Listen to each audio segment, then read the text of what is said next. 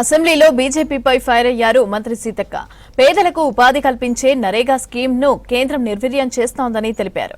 BJP 8 మంది ఎంపీలు అష్టదిగ్బంధ పాలకులుగా ఉన్నారని విమర్శించారు.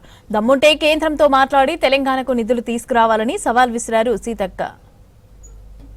అట్లనే అధ్యక్ష, దురదృష్టకరం ఏందంటే ఈరోజు ఎంతో మందికి ఉపాధినిచ్చి గ్రామీణ ఆర్థిక వ్యవస్థను బలోపేతం చేసే, గ్రామ అభివృద్ధిని మంచిగా డెవలప్ చేసే ఈ యొక్క ఉపాధి హామీ చట్టం, మీ పైనే ఉన్నటువంటి మహానీయుడు మహాత్మా గాంధీ పేరు మీద నడుస్తున్న చట్టం ఇవాళ దానికి తూట్లు పొడిచి రాష్ట్రాల మీద భారం మోపి ఏమంటారు, తొంట రోజుల్లో తొండి చేస్తున్నారు అంటారు. 125 రోజులు పెంచడమని బీజేపీ నాయకులు చెప్తున్నారు.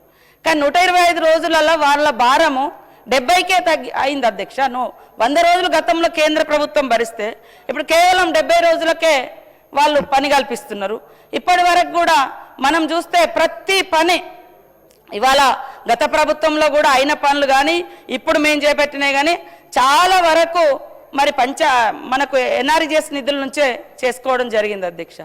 ఇంకా చేసుకోవాలి, కానీ ఇప్పుడు తీసుకొచ్చినటువంటి ఈ నిబంధన, ఈ రూల్స్ ఏవైతే ఉన్నాయో మరి 60-40 అనేది ఆ రేషియో మూలంగా దాదాపుగా 1500 కోట్ల రూపాయలు రాష్ట్రం మీద భారం పడుతుంది అధ్యక్ష. ఇప్పటికైనా మా బీజేపీ అష్టదిగ్బంధ పాలకులు ఇక్కడ అక్కడ కేంద్రంలో ఇక్కడ అసెంబ్లీలో ఉన్నారు.